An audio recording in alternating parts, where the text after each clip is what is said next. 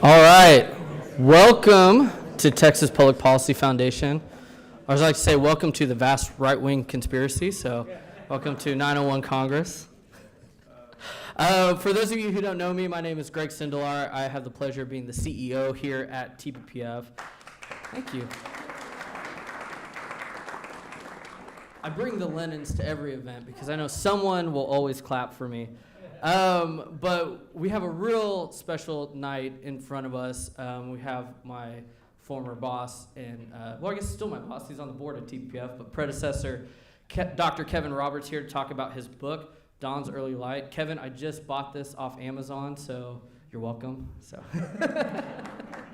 and I promised Josh I would read it this week, so I'm gonna get to it. You know, before we get into the discussion, I just wanted to share a few words with y'all. You know, earlier this summer I had the pleasure of attending the Republican National Convention. First time I'd actually been to an RNC. And at it, Senator J.D. Vance addressed the RNC and he said the following: one of the things that you hear people say sometimes is that America is an idea.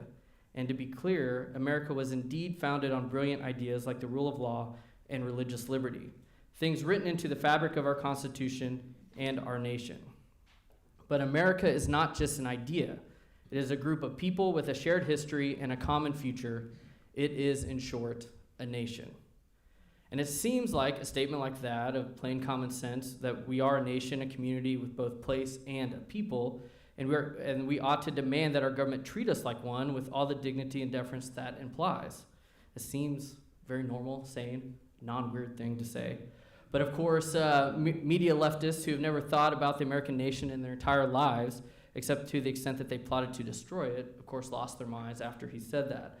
The predictable reactions from MSNBC and CNN included those who wondered aloud whether Senator Vance, who is the faithful husband of a non-white woman and the father of non-white children, was actually a white supremacist. And as crazy as that sounds, that is truly the world that we live in. But I actually wondered something different. I wondered, did Kevin Roberts give J.D. Vance that line?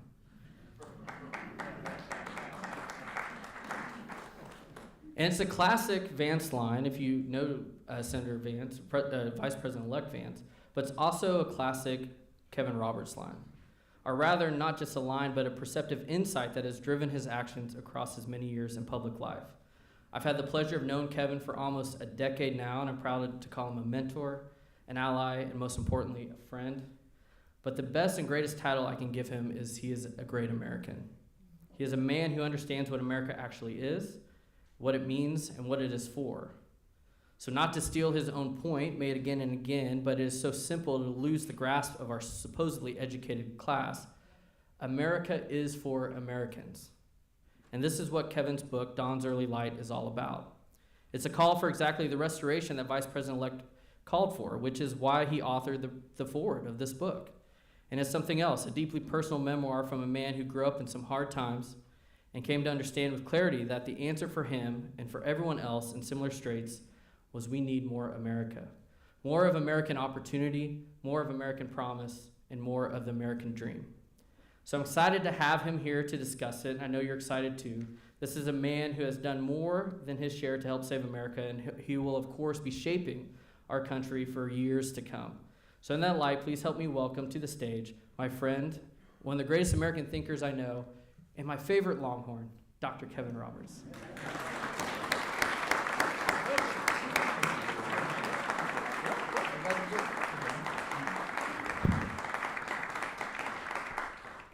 And then, oh, I'm sorry. I wasn't done yet, Erica. I wasn't done. And of course, I wanted to also, you know, I'm not qualified to talk to Kevin. He's too far of an intellect. I mostly just listen and nod my head as a polite Aggie. But to interview him tonight is my second favorite Longhorn, my favorite Furman grad, our Chief Transformation Officer, the one, the only, Josh Treviño.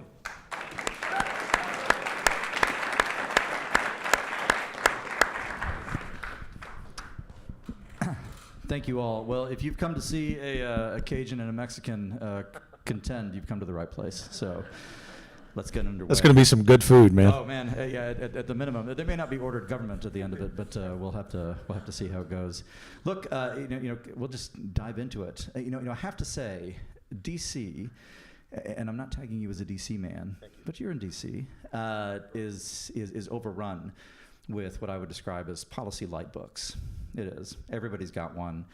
And so, I had an expectation Don's Early Light would kind of be in that genre, and which was, it gives me a little bit of a sad feeling about it. It's not at all. This is a very good book. I just want to get that out of the way at the beginning. It's actually a really you good seem book. so surprised, Josh Treviño.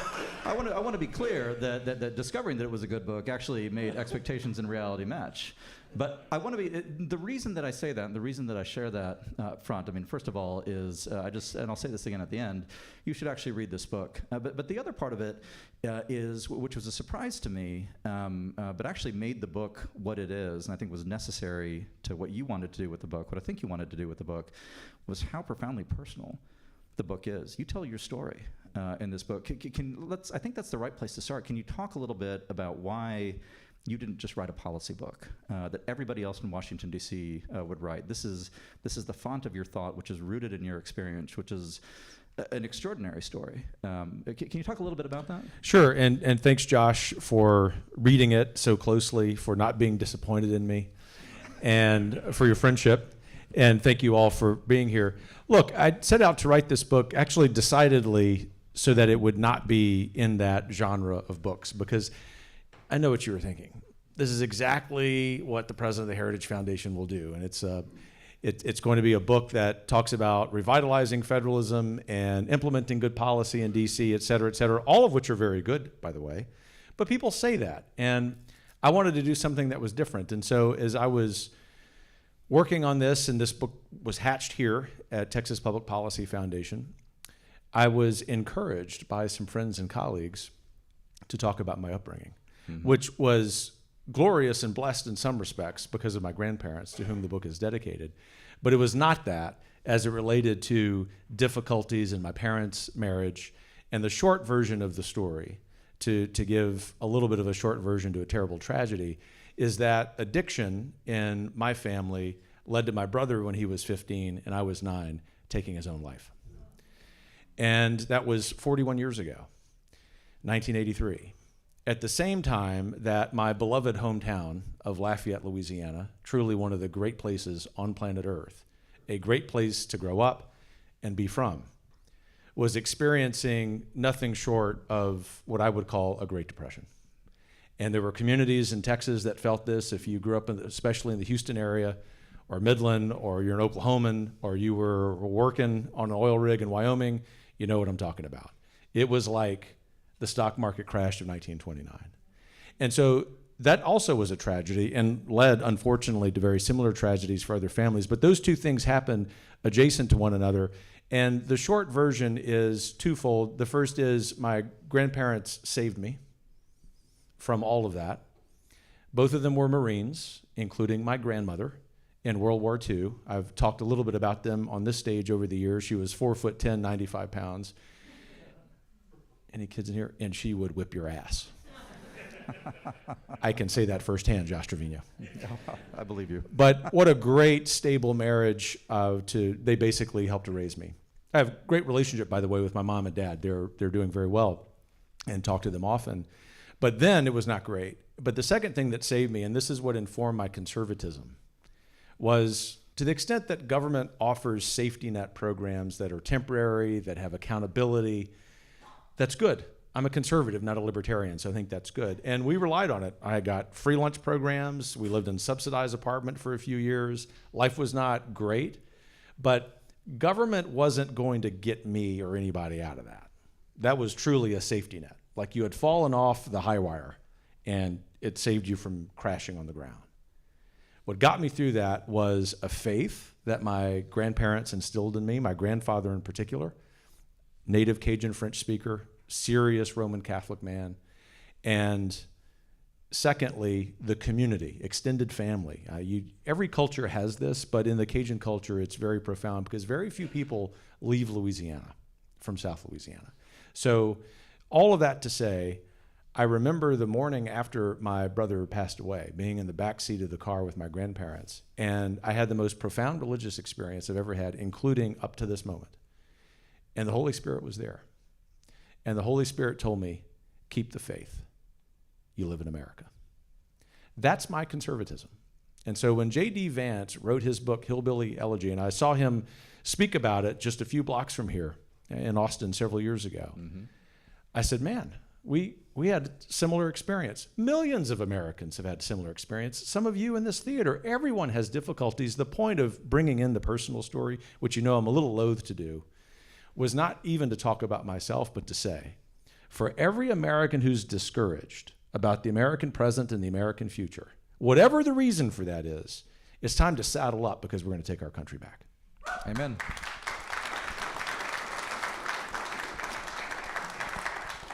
You've got a passage in the book that kind of illuminates your point. You say, I didn't just want housing, I needed a home. I didn't just want food in my belly, I needed a provider, a father. I didn't just want an education, I needed a culture worth learning about.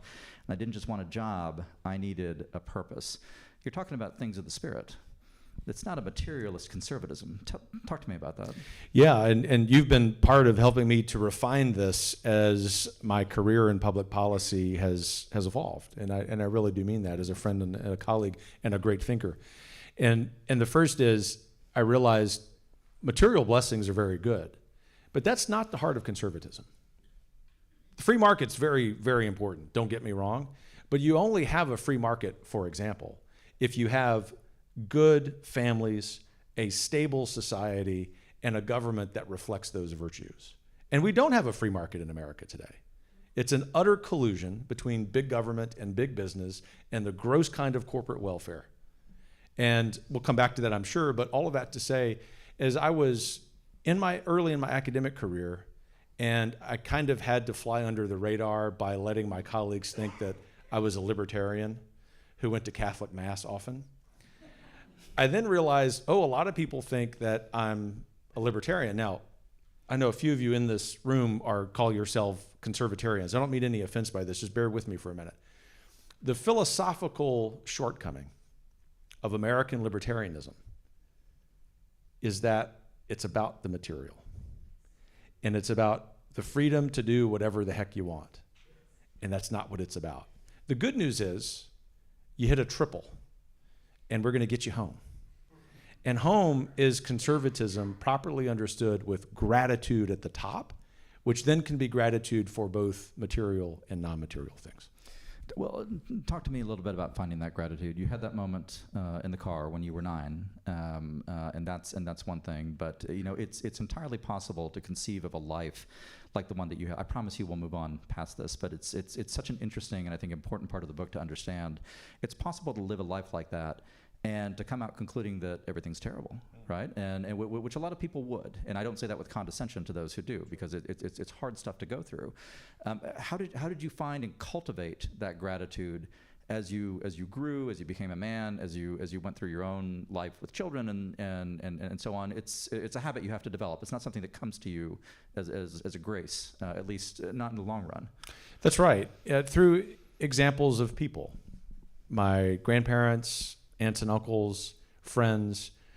I say something which is pretty provocative in the book about eliminating the Boy Scouts of America. Mm-hmm. As a proud Eagle Scout, that's hard for me to say. In the same way it was hard for my wife and me to pull our son out of his Boy Scout troop here in Central Texas when they decided to go irreparably down the path of wokeness. So much so, there's not even called the Boy Scouts of America anymore. And as I told a reporter earlier this afternoon who was scratching her head about this, nothing against girls. I've got 3 daughters, but this is a war on men. Right.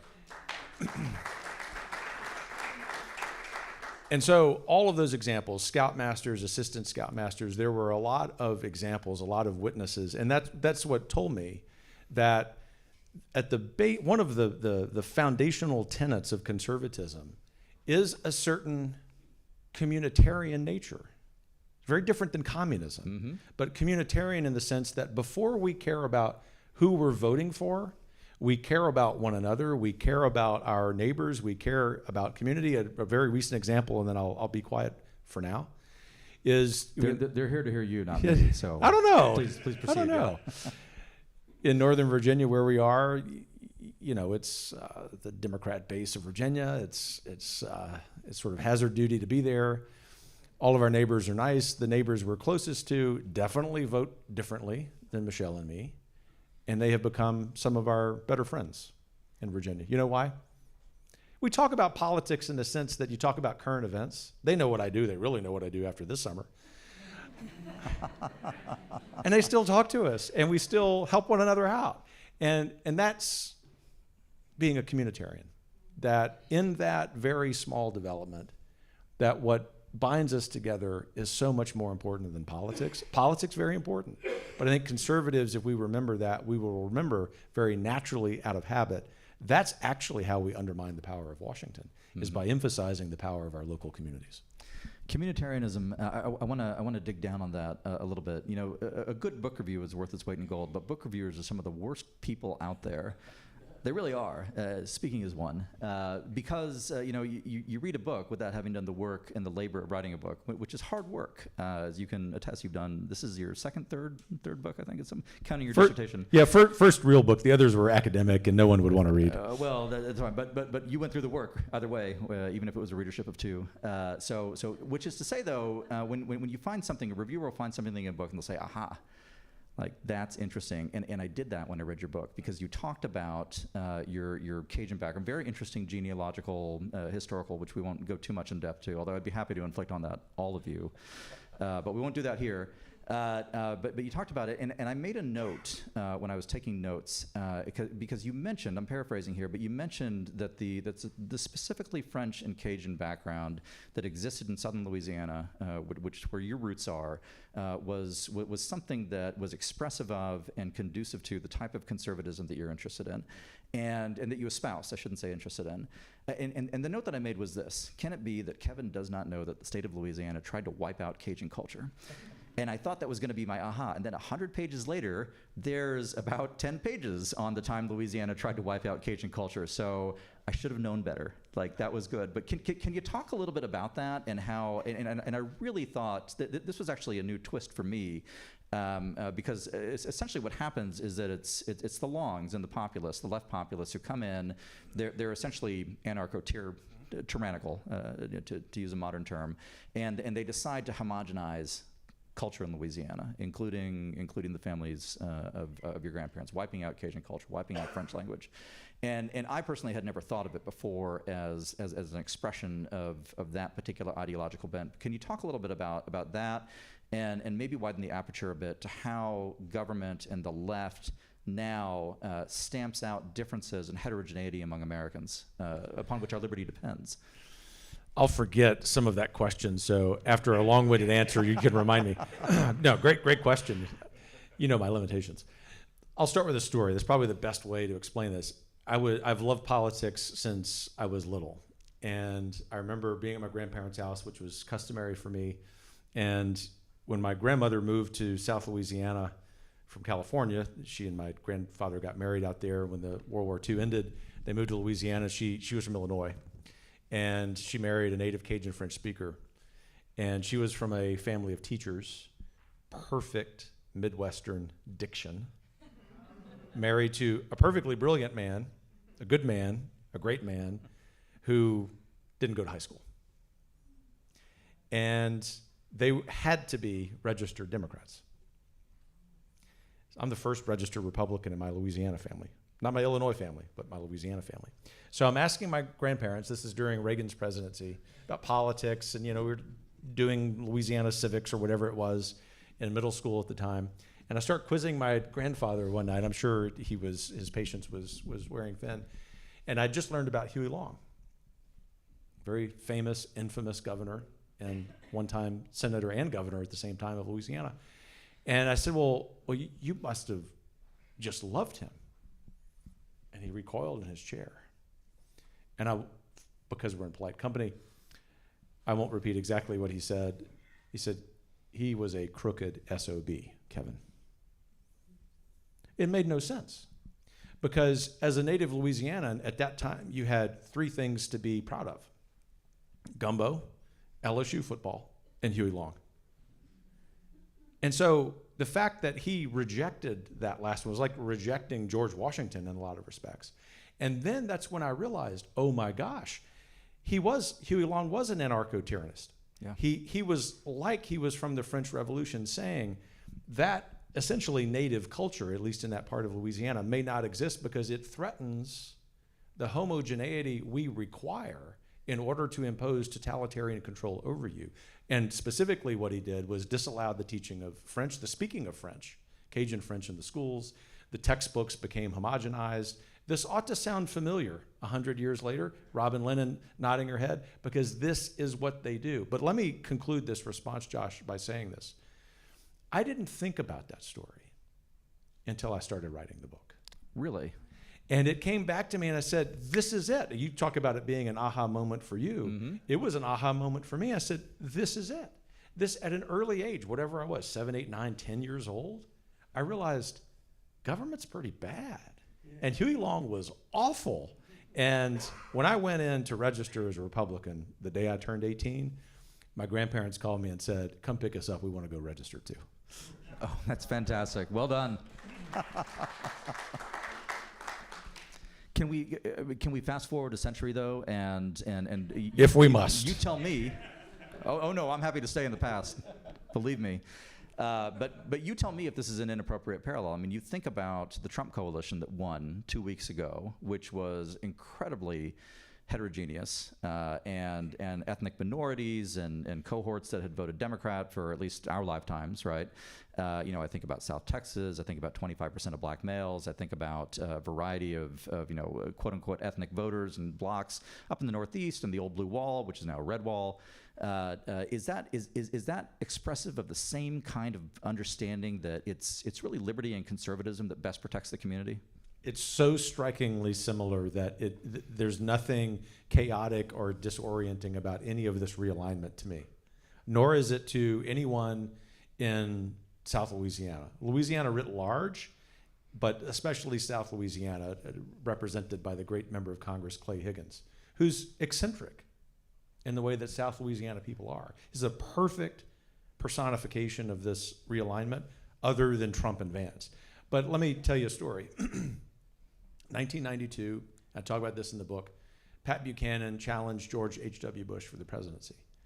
And I felt a real connection with Buchanan's domestic policy ideology, a couple of critiques on the foreign policy, but he was the original culture warrior. And I was a high school senior. I helped organize his event at then Vermilionville in Lafayette, Louisiana. And it was the largest rally he had that entire year. And he got the highest percentage of vote in the primary challenge to Bush, not just in Louisiana, but in this 8-parish, 8-county region where I'm from. That 8-parish region, which has a lot of impoverished people of all racial backgrounds, a very large percentage of African Americans as well, who culturally, interestingly, are very similar to white Cajuns. You go look at the election results, it is Trump country. The parallels of this to Buchanan in 92, Reagan in 80, the rejection of the Long regime are all connected.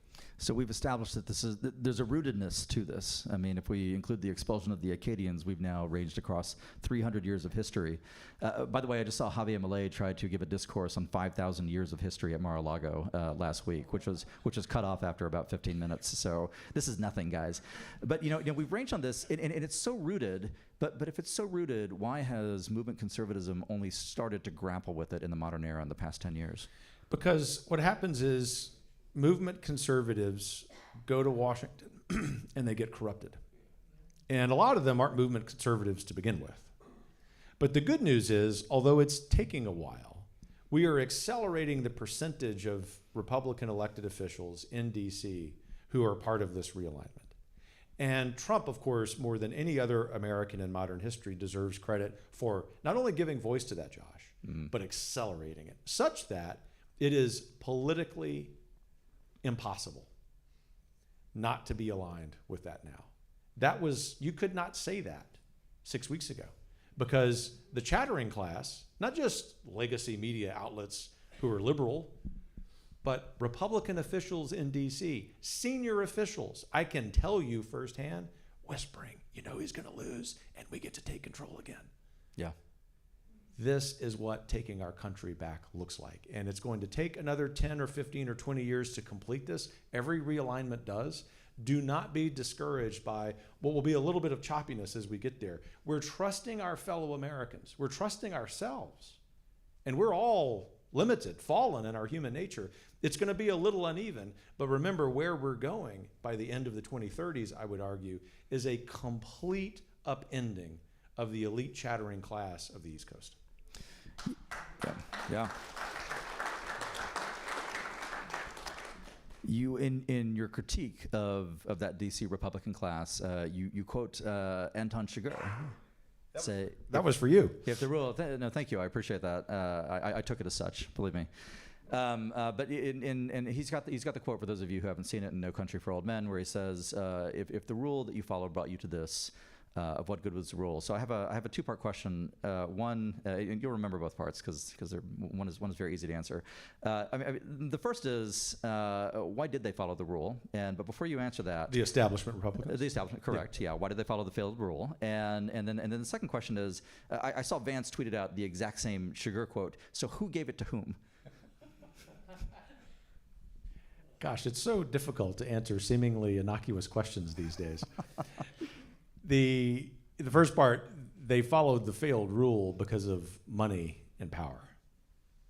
And so the way you break the habit of following bad, failed rules is to undermine the money and the power, which is what we're doing. It's what Donald Trump deserves tremendous credit for. But Trump would be the first to tell you it's what 80 million Americans deserve credit for. The second part of it is, I'm fairly certain this is the case.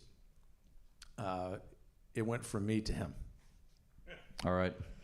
We are on a live stream, so just I will hear pretty soon if I'm wrong about that, but it's worth it.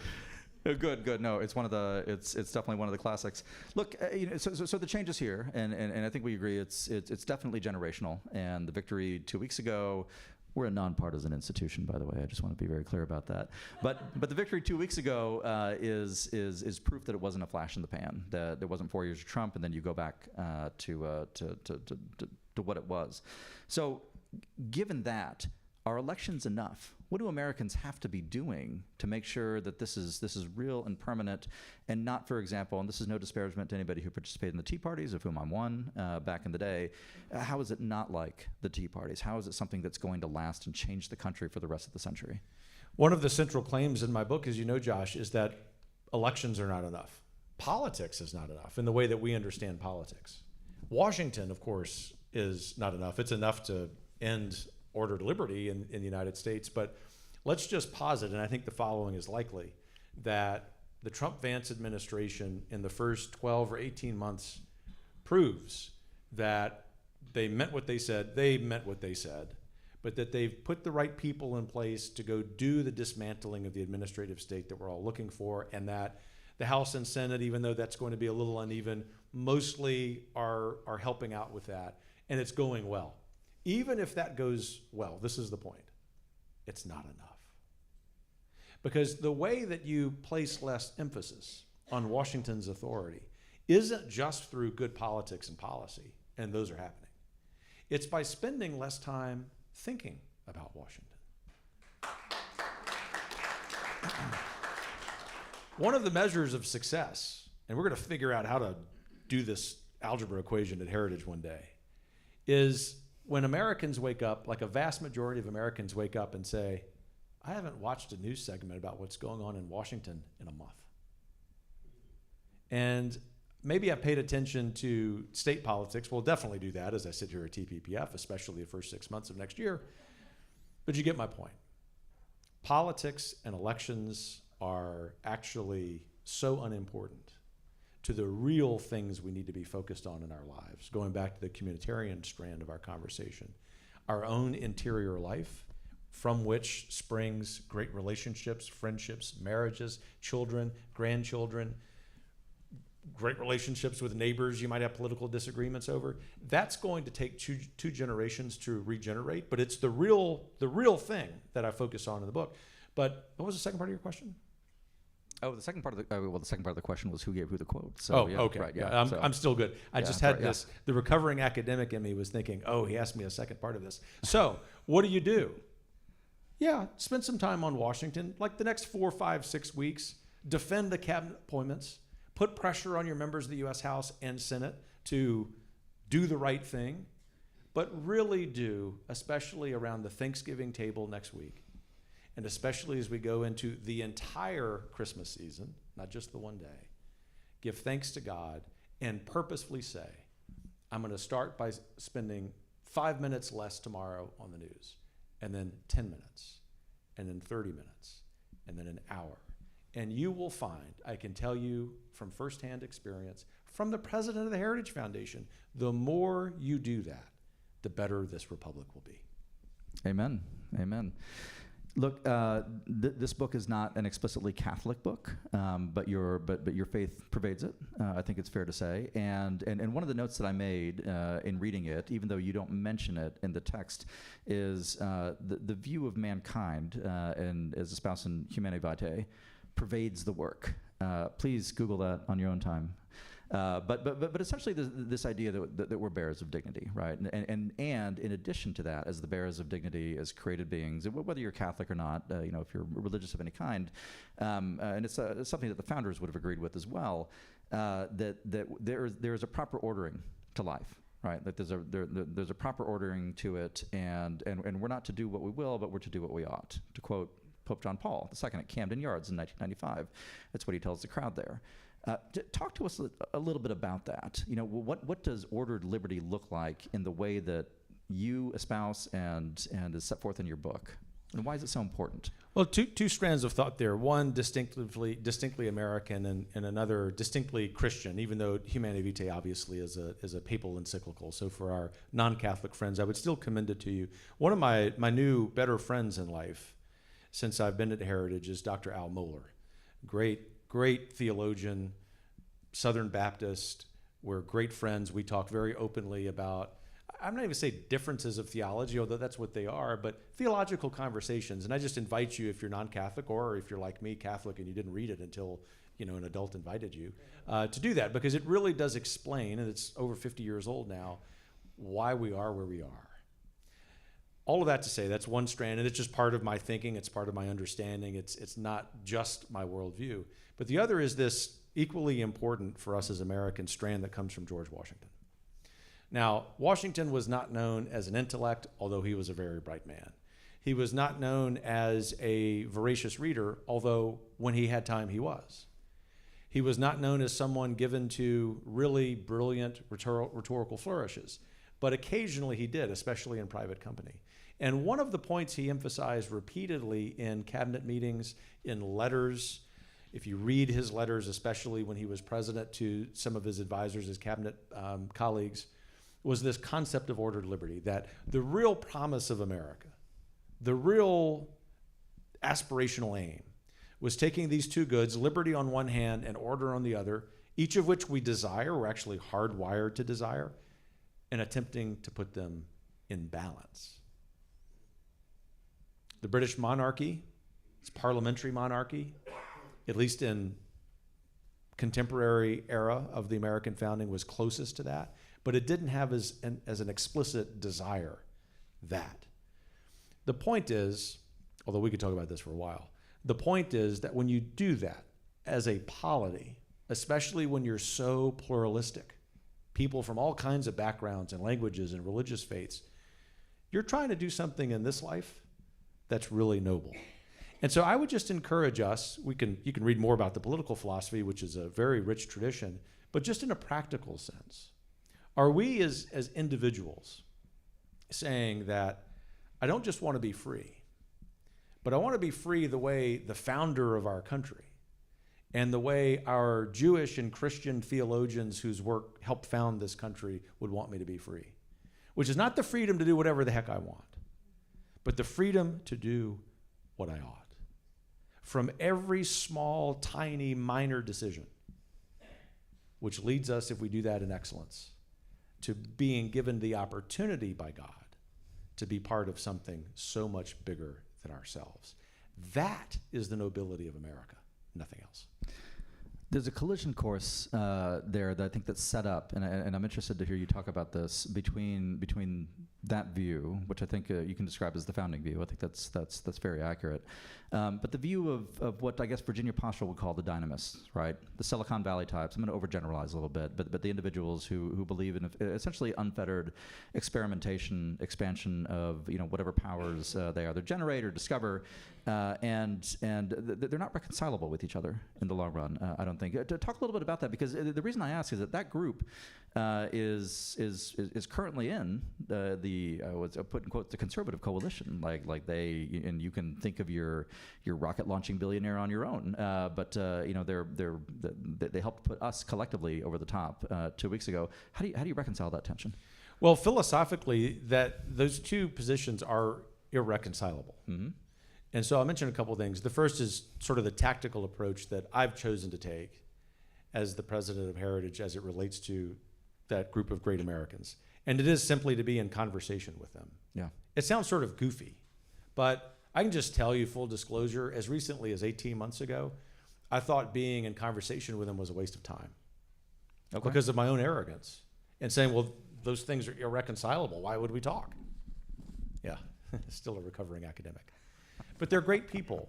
Now, in these conversations with them, I always have to remind them, I'm with you up until you start talking about Jupiter brain, like whatever that is. You might know what Jupiter brain is, but that scares the daylights out of me. But the fact that they're willing to talk to us, especially people of Christian faith, I think is very helpful. It's promising, not just politically, but maybe we get to reconcile that in a way we haven't yet figured out. But the other thing is, and I talk about them in the book, I never expected, Josh, as you know, to be such a friend of tech bros, but here I am. Here you are.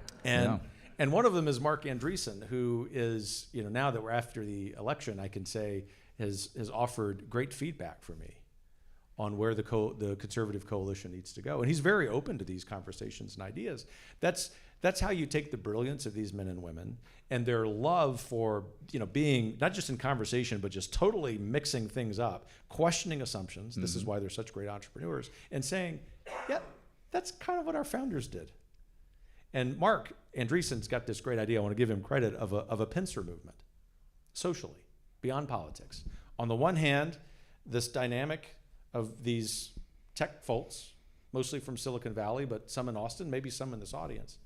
And then those of us who believe that elites have been lying to us. And if you focus on those things, there's room for differences, even in legislation. And the rationale here, Josh, is let's work together and see where it ends up. I don't think there's anything wrong with that, because we've tried everything else in America, and it hasn't worked the last 15 or 20 years. If the rule has brought you here. Yeah, very good. I want to go back to your mention of George Washington. And in the text, you talk about Aeneas a few times. Aeneas fleeing from Troy to build to build Rome. Susan Hansen at the University of Dallas has a great talk in which she talks about Washington after the French and Indian War sends off to London. Have you seen this? And I haven't seen it. You haven't seen it. You spend less time on YouTube than I do. But I am watching Susan Hansen videos, so it's very wholesome. But she talks about George Washington orders a statue of the pious Aeneas when he's a young man. And so what it is, it's a statue of I forget the sculptor, it's an Italian Renaissance pen. He orders a copy of it. And it's Aeneas fleeing Troy, and he's carrying his father on his back, honoring the past, and he's holding his son by the hand, honoring the future. And that was Washington's understanding of veneration for tradition, but also education and the securing of the future. You talk a lot about education in this book. Tell me a little bit why you focus so much specifically on classical education in this work. Because even if we have policy success in every other realm, taxation, foreign policy, whatever it may be, if we continue to allow education writ large in this country to deteriorate, all of that work is useless. Useless. Every person who's part of this conservative coalition or whatever Trumpian coalition must see himself or herself as an education reformer. And as important as it is to deliver an updated, modern vehicle, like imagine this revolutionary concept, giving parents 100% discretion on where they send their kids to school. God bless TPPF for being the leading organization for universal school choice in this country. Even when we get that, not if we get that, when we get that, that's still not enough. And that's a recognition that we on the executive team at TPPF discovered 4, 5, 6 years ago, whenever it was. We had a little more time for meetings during COVID. We refused to shut down. But we would talk every day, and we realized we've got to do more work on curriculum. We've got to do more work. Once we secure that delivery vehicle of universal school choice, we need to make sure that we are regenerating the intellectual tradition that founded this country, because if you don't do that, you will never understand liberty the way our founders did. You'll never understand order the way our founders did. And it doesn't require you to subscribe to one religious faith or another, but it at least requires you to respect them, because that's what's required of an American citizen. That is the biggest challenge we have, is convincing people on our side politically that it's just not enough to get everything right about universal school choice and then you can stop, but you also have to pay attention to curriculum. The good news is individual Americans, people in local communities, all kinds of schools, from public charter schools to classical schools of faith, classical schools of no faith, they're ahead of the policymakers, and they're giving us the indication of where the American people are. I think by 2050, Josh, a vast majority of kids, of school children in the United States will be in a great books classical school. Amen. Let's hope. I want to do a little bit of a pivot. One of the great unsung Americans of our time, I think, is your chief of staff, Wes Coopersmith, who I love. That is correct. My last, Wes, if you're watching out there, hello. He's so tired of listening to me talk. I don't think he's watching, but no, he'll watch now. And a TPPF alumnus. He wouldn't be in this job if he was tired of hearing you talk. So. But my last text exchange with Wes, I assume that you and Wes have the same opinions on policy matters almost all the time. It is his job to agree with me, so correct, he better. Yeah. So I say that by way of preface. The last time I had a text exchange with Wes, we were discussing Ukraine, and Wes ended it with just a bunch of thumbs down emojis to my opinions. And so with all that as preface, when I read the Ukraine portion of your book, it was extremely reasonable. You seem surprised once again. No. I'm not saying that. I'm not saying that like condescending, like, oh, Kevin, you happened to get it right. No. But what I thought was notable about it, in all seriousness, was that it was well told in a way that even if you didn't agree with it, it was. I mean, I say this to somebody again. I think you and I have differences on this particular policy area, but I thought it was exceptionally well stated, and it was something I read it and I thought, man, I wish this characterized the discourse in D.C. It doesn't characterize the discourse in D.C. You've come under a lot of flack on this issue in particular, which I think we covered this a little bit at Visionaries, but it really seems to spark a pretty uncharitable and hard reaction from a lot of individuals. Why is that? I've asked you this before, but I think it's useful for this audience to understand what is so central about this particular topic, and I mean national security writ large, of which Ukraine is one central facet that brings out the venom in the political class. The charitable way to respond to that, and I'll give you the uncharitable, or at least the realistic version, but there are several thoughtful people in this first category in D.C., is that they are today where I was and most political conservatives were on national security and foreign policy, which is to say they've not yet fully grappled with the reality that a generation of, and I don't mean this pejoratively, I mean it to be descriptive, a generation of neoconservative foreign policy interventionism has damaged the world. It's damaged the credibility of the United States, and most of all, it's damaged Americans. Even if we were to posit, which I no longer do, that all of that was well-intentioned, some of it was, it's okay to say we made a mistake. And at Heritage, we have said that about our national security and foreign policy reset, which folks on the outside were trying to make a mess of, and it just never was internally. I'll come back to that in a minute. But we also updated our policy on China. We're a lot more hawkish on China. Two people deserve credit for that, by the way, at least in convincing me. Because I used to think, like probably most conservatives, well, we're going to turn China into America. put more McDonald's. I mean, really. And two people convinced me that that wasn't going to happen. Donald Trump and Josh Treviño. So imagine, truly, imagine that we have the intellectual humility to say, while our principles never change, because we don't have power to change principles, maybe circumstances change.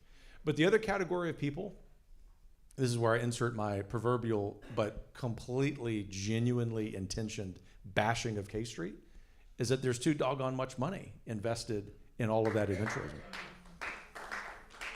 And until we break that, we can't even have more than 4 hours and 41 minutes after spending $200 billion on a war that the Ukrainians were never going to win. That doesn't mean that it was just for the Russians to invade, but at some point, on behalf of the American people, we have to be sober about things. Now, what I will say about you, about Chuck DeVore, about other great friends, we've always had behind the scenes and even publicly very thoughtful conversations about that. Ultimately, that's all Heritage is saying is, guys, let's talk about this. And if the American people say sending another $100 billion to Ukraine is a huge national American priority, let's do it. But guess what? They haven't. Mm-hmm. Okay. Well, on that note, I think we're at Q&A time, aren't we? All right. So you look Q&A. so enthusiastic about that. He's very excited by it. So do we have microphones wandering? Okay, so raise your hand if you want to ask a question. However, there's one rule. You have to ask a question. So please ask a question. If it's more than 2 sentences, there may be something wrong with your premise. Go ahead. Please, sir. Go ahead. Yes? I'm curious if you have encountered the idea, kind of like the award's too important to be left to generals, maybe science education is too important to be left to academia in its current unreformed state. Do you have a sense that there is a national movement of people who are trying to jailbreak science education out of academia? Because if you have a sense about that, I want to talk to you about that. I run the Austin Science Network. It's what we're trying to do. Short answer is yes, very interested in that conversation, and we've got an opportunity because so much of that, at least in the short term, needs to come top down from the education department. And one of the things that I think needs to happen before we eliminate it, root and branch, is to make sure that there are some executive orders that make that happen. So it's vital, most importantly, for the intellectual formation of every American school child, but it's also vital for national security, for tertiary interest, which would be economic and financial. It's really important that we do that. Roger, go ahead. Thank you. Kev, glad you're back in town. You may not know this, I'm a retired Army colonel. And if there's one thing those of us who were not in the Pentagon said, we used to say those guys in the Pentagon are idiots. How do we get around and start changing the people out there? Because when I look at who gets promoted out the Pentagon, they're the same that's there. They're not the guys who are asking questions. What a great question. It took moving to the DC area to learn that firsthand, especially during Heritage was the first mover on the political right in the DC to say this the way we're going about funding Ukraine is not right. Most 3- and 4-star generals, to use them as an example, and of course we love and are grateful for their service, are the same men and women who told us that adopting wokeness and DEI was a higher priority than developing the most well-trained, lethal fighting force in the history of the world, which is what the objective of the Pentagon should be. And then some of them got so caught up in climate change hysteria, they said, we're going to defeat the Chinese Communist Party, our greatest, most existential threat in the history of this country, with electric-powered tanks. If those two examples don't suggest that appointing a rank-and-file, brilliant, well-educated, excellent at messaging secretary named Pete Hegseth isn't right, I don't know what does. And so I think you're already going to see, although the powers that be will try to fudge the numbers, even before he has confirmation hearings, I think you're going to see recruitment tick up. That's a real threat to us in ways that you understand better than most. Anyone else? Go ahead. So Kevin, not having read the book yet, if we fast forward a year and you look back in terms of Trump and Vance's ability to dismantle the deep state, how effective can they do that? What are some of the techniques? I mean, it seems like such an intractable problem. Yeah, thanks for that question. Look, they've got to move quickly, and they are, on closing the border, on addressing lawlessness, not just there, but in many American cities, including this formerly great one we're sitting in now. They need to very quickly, which I believe they will, issue deregulatory orders on permitting for our energy industry, not just because that's right, but because it will benefit all Americans. Even before they take the oath of office, I'm convinced they're going to bring an end to the war in Ukraine. China's on notice. In other words, what I'm getting at, and I keep going through examples, but you get the point, is that they have to develop this head of steam on delivering on this momentum, on delivering on what caused the election to go favorably for them. And then the next thing is, and there are two more steps, how much will Congress be helpful in that regard? And it's going to require something even more important than great policy ideas and great people. And I know one place where you can go for those two things, and that is messaging. And so one of the many attributes of brilliance of President Trump's picks thus far is that every single one of them is great at media. That is not an accident. It is not an accident. And it's not because the legacy media says, oh, Trump just loves these auditions and the Apprentice stuff. No, he understands that's how he can sustain the popular will to do something he's going to get bashed over the head with every single day. And then the third thing is there's a whole bucket of longer term objectives we need to be thinking about. And we just need to keep as a tool in our toolbox some equally radical ideas that are very sound and legitimate, like the Convention of States. Just because Trump and Vance won doesn't mean that we should give up on that project. In fact, I am told by some Convention of State friends they're tuning in to the live stream, so thank you. But the points in Heritage, maybe having something to do with my being there the last few years, has become a sponsor of the Convention of States because we realize the objective isn't just short term, it's long term. And I know that President Trump and Vice President Vance are thinking about that.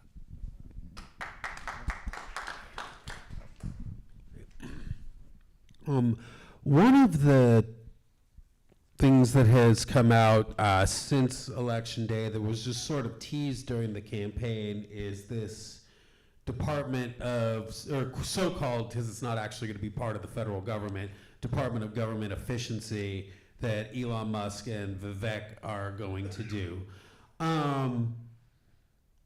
Unfortunately, here in Texas, we have the cautionary example of the Sunset Commission, which seems to, having observed its operations now for the better part of a decade and a half, seems to more be the rubber stamp for the status quo commission.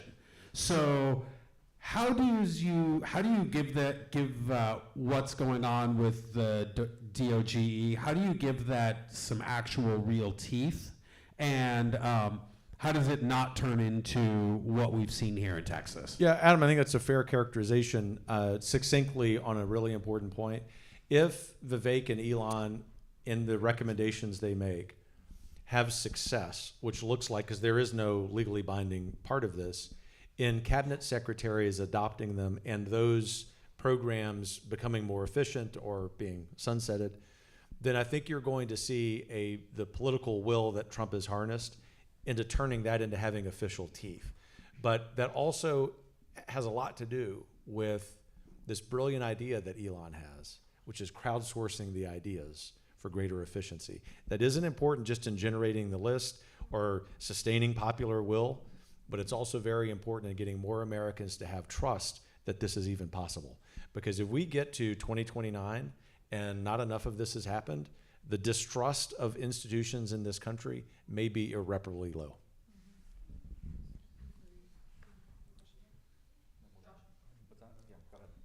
Thank you for being here. What was it about Project 2025 that allowed it to be used? It served as a lightning rod for a lot of criticism from the left, and has the sort of discrediting of that in the popular media caused it to be not the guiding sort of outline for what you want to do? Yeah, great question. If the radical left, which spent $76 million mischaracterizing that project, is the vampire, Project 2025 is the wooden stake in the heart of the vampire. And that's why they reacted like demons to it. And, you know, the political calculation that the president needed to make was fine. We talked about that, and I told him, sir, totally get it. Our point is this moment we have in the history of this coalition is so special that this has got to be done on such a scale that it made it more of a target. And ultimately, it failed. So I dare them to do it again. Thank you so much for being here, number one. As a big, strong advocate for school choice, I've worked with the legislature for the last 3 sessions trying to get that passed. I want to bring to mind a very important quote from Daniel Webster, who talked about one of the primary goals of a public school education. He said that was to instill in children a love of country. And I think that is so important. And the other thing would be to actually have students pass Hillsdale College's Constitution 101 and 102 courses to graduate from high school. What are your thoughts on that? I love both of those. That's what a wonderful reading of Webster, and I think you're totally right about Hillsdale and those exams. Kevin and Josh, thank you for this thought-provoking conversation. What policy recommendations do you have to turn our universities around to focus on meritocracy again? From what I understand, especially some administrators try to hire more conservative faculty. However, they're facing, backlash and pushbacks from the current faculty. Short of ending tenure, which would revitalize Western civilization, and I really do mean that, I think the right policy menu will be eliminating the Department of Education. That is, we mean that. We mean that. And look, if it's incremental and takes 10 years, that's fine. But where you have to start, and President Trump has been vocal about this and actually very articulate about this in a short video last week, is focusing on the money, not just the money that is through Title IV student loans and grant programs, not eliminating that, but certainly reforming it, but also the accreditation, because it's the accreditors, as you may know, who are sort of the third party that make all of the nonsense possible.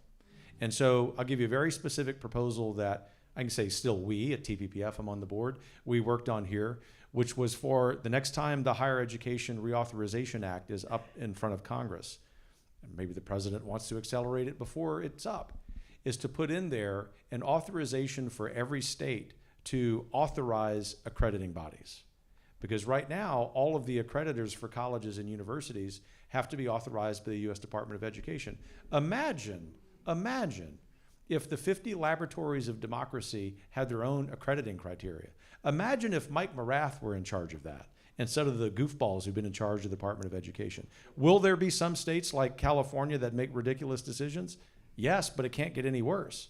And what's going to happen is a period of innovation that's tremendous. And I think you'll start to see over 20, 30, 40 years, real changes in the academy itself. We have time for one more question. A former colleague, Kathleen, there we go. Hi, Kevin. How are you? Great. So you talked a lot so far about some of the policies that could be done at the federal level, but we are in Texas at the Texas Public Policy Foundation right before a session. And so I was hoping you could maybe articulate some aims that you think the legislature, either in this state or others, should take up in order to advance that cause. Thanks so much for that. That's the most important arena of policy.